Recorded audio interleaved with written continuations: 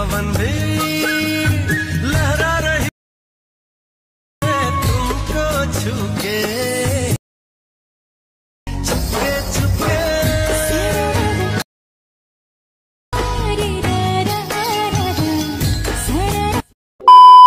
श्रीराम जय शिवराय मित्रांनो, तर डेमोमध्ये बघितल्याप्रमाणे रील क्रिएट करण्यासाठी सगळ्यात पहिल्यांदा आपल्याला CapCut Pro आणि VPN Pro या दोन्ही ॲप्लिकेशनची गरज लागणार आहे। तर सगळ्यात पहिल्यांदा VPN Pro आपल्याला ओपन करून घ्यायचा आहे। ओपन करून घेतल्यानंतर कनेक्ट ऑप्शनवर क्लिक करून UK सर्व्हरवर कनेक्ट करायचं आहे। त्यानंतर बॅक निघून CapCut ओपन करून घ्यायचा आहे। सगळ्यात पहिल्यांदा न्यू प्रोजेक्ट ऑप्शनवर क्लिक करून इथं आपल्याला सगळ्यात पहिल्यांदा बघू शकता मटेरियल तुम्हाला अशा प्रकारे दिसून येणार आहे। तर सगळ्यात पहिल्यांदा जो व्हिडिओ दिलाय तो आपल्याला ॲड करून घ्यायचा आहे। ॲड करून घेतल्यानंतर तुमच्यासमोर अशा प्रकारे इंटरफेस दिसून येणार आहे। तर आपल्याला तो व्हिडिओ सिलेक्ट करून खालील ऑप्शन स्क्रोल करायचे आहे आणि तुम्हाला एक्सट्रॅक्ट ऑडिओ हा ऑप्शन मिळून जाईल। त्या ऑप्शनवर क्लिक करायचं आहे। या ऑप्शनवर क्लिक केल्यानंतर काय होणार आहे की आपला जो सॉन्ग आहे ते एक्सट्रॅक्ट होऊन जाईल।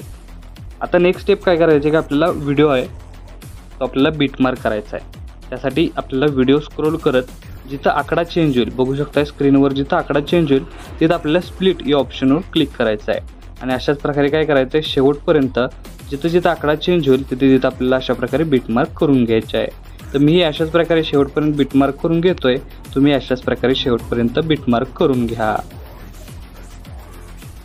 तर बघू शकता प्रॉपर आपण बीटमार्क ॲड केलेला आहे। आता नेक्स्ट स्टेप काय करायचे परत एकदा बॅक निघून ओव्हरलेवर क्लिक करून ॲड ओव्हरलेवर जायचं आहे आणि फोटोजमध्ये दिलेली जी PNG आहे ती आपल्याला ॲड करून त्याची साईज कमी जास्त करून अशा प्रकारे इथं आपल्याला वरती सेट करायचे। बघू शकता अशा प्रकारे सेट करायचे।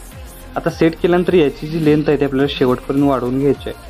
वाढवून घेतल्यानंतर नेक्स्ट स्टेप काय करायचं प्रत्येक बीटमार्कमध्ये तुमचा इमेज रिप्लेस करण्यासाठी तो बीट सिलेक्ट करून खालील ऑप्शन स्क्रोल करायचा आहे आणि रिप्लेस ऑप्शनवर क्लिक करून जो इमेज तुम्हाला इथं रिप्लेस करायचा आहे तो इमेज इथं ॲड करून अशा प्रकारे सेट करून घ्यायचा आहे। अशाच प्रकारे शेवटपर्यंत प्रत्येक बीटमार्कला सिलेक्ट करून फोटो आपल्याला इथं रिप्लेस करून घ्यायचे आणि अशा प्रकारे त्याची साईज आहे ती वाढवून घ्यायची आहे।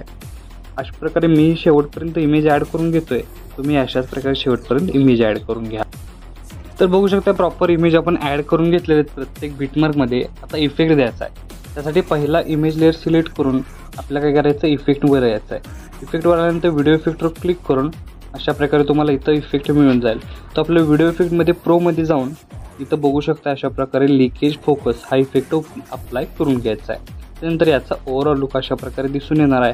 त्यानंतर परत एकदा स्टार्टिंगला येऊन इफेक्टमध्ये जाऊन व्हिडिओ इफेक्टमध्ये जाऊन बघू शकता ओपनिंग अँड क्लोजिंगवर इथं आपल्याला कोणताही इथं तुम्हाला ब्लर लावायचा असला तुम्ही लावू शकता। पहिल्या इमेज लेअरला अशा प्रकारे याचा ओव्हरऑल लुक दिसून येणार आहे। सेकंड नंबरचा सिलेक्ट करून परत एकदा व्हिडिओ इफेक्टवर क्लिक करायचा आहे। व्हिडिओ इफेक्टवर क्लिक केल्यानंतर बघू शकता अशा प्रकारे प्रोमध्येच तुम्हाला हा इफेक्ट मिळून जाईल। बघू शकता तुम्ही इथं कोणताही इफेक्ट लावू शकता।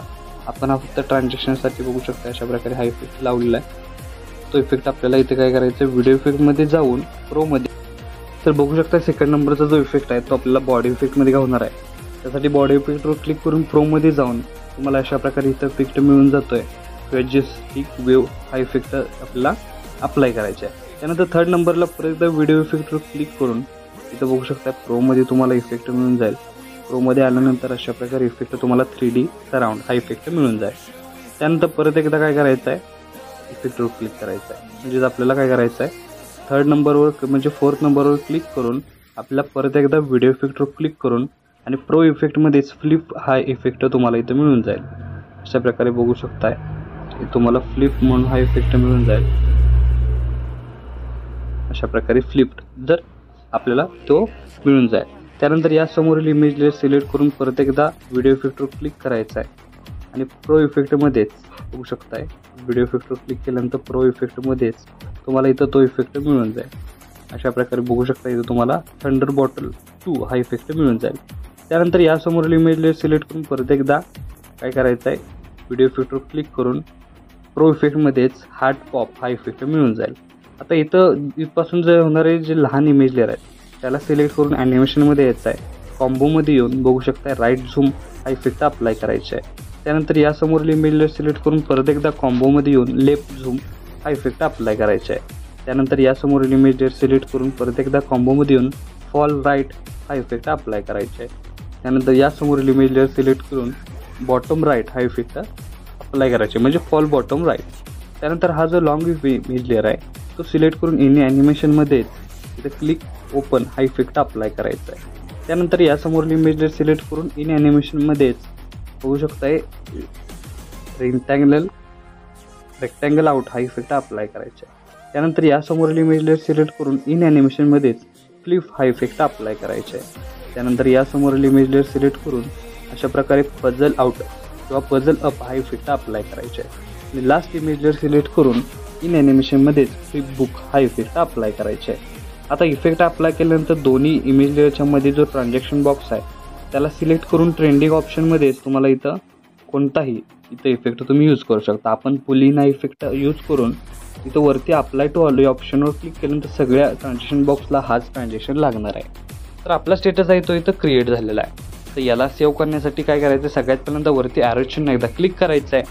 क्लिक केल्यानंतर अशा प्रकारे आपला स्टेटस आहे तो HD मध्ये सेव्ह होऊन जाईल. तर आजच्या व्हिडिओमध्ये एवढंच मित्रांनो, भेटूया आपल्या पुढच्या व्हिडिओमध्ये.